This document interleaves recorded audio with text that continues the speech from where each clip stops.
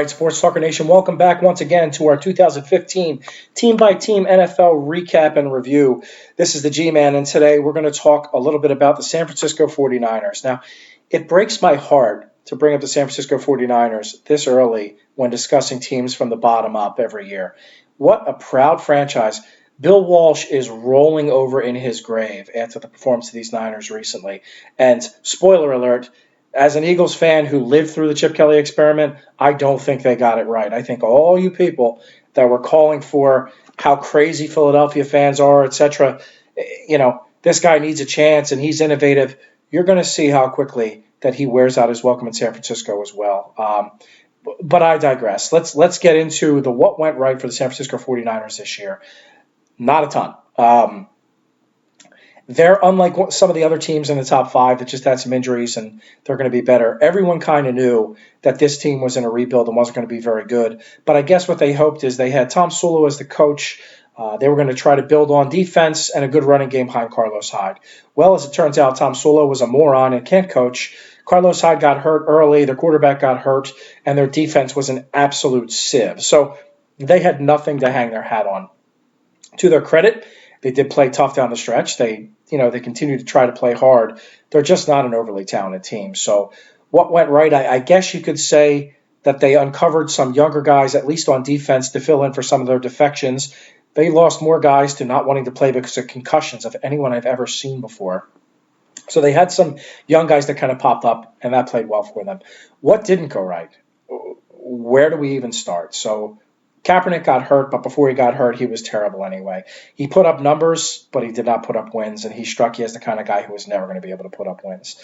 Carlos Hyde, injured early, showed he was a beast. By the end of the year, they had Sean Drone, who was literally bagging groceries 3 weeks before as their lead running back.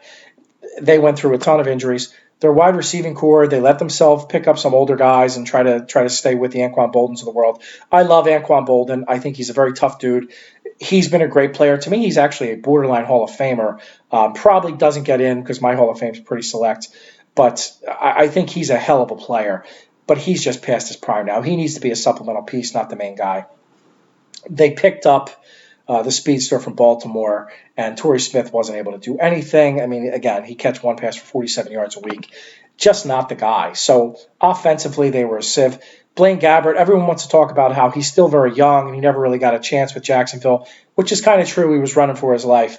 But I watched a lot of their games this year, and there was nothing in his game that showed me that, I think he's going to take the next step. So I think he's gone. If I had to guess, I think Chip Kelly's going to wind up keeping Kaepernick. But the ownership may overrule that and say, hey, wait a second, this guy's going to make $16 million this year and has not proven his worth, so they may force him to cut him. But I think that's still to be determined, so I don't think Gabbert has any chance. So that didn't go well. And again, defensively, where they expected to kind of hang their hat, they were just a brutal, brutal team. They were so sporadic. Some weeks it looked like they could actually play. Other weeks, their defensive backs looked like they might as well not even be on the floor or on the field. So you never know what to expect. But I thought that was bad. And as I started with, the last thing that I think they did incorrectly is their coaching hire. I think Chip Kelly's a huge mistake. I think he's an innovative guy in college where you have 85 guys and you can just run guys in and out. He never learned in his 2.5 years here. Now, the biggest problem in Philadelphia was giving him the general managership. But he never learned that you can't just run and gun with a 53-man roster. He kept talking about number of plays, and that number of plays just doesn't matter when your defense is gassed and plays the equivalent of an extra 2 games a year because you have them running all over the field. So I just don't think his system works in the NFL. I'd love to be proven wrong because I think if there's a person who could get the most out of Kaepernick, I think it would be a great fit. And I am a big Kaepernick fan. I'd like to see him do well. I just don't believe in Chip Kelly. So the 49ers have a big rebuild in front of them. Hopefully the general manager keeps control, doesn't lose a power struggle with Chip, who has no idea how to be a general manager. And they keep the separation of church and state. Otherwise, they're in for a long-term rebuild, and that's bad for our friends in the Bay Area. Pretty soon, we'll have Jerry Rice back there waving a hand at the crowd every couple of weeks just to get people on the stand. So San Francisco, long road ahead of them. Tough year this past year. More to come, I fear. That's all for me. I'm the G-Man, and I am out.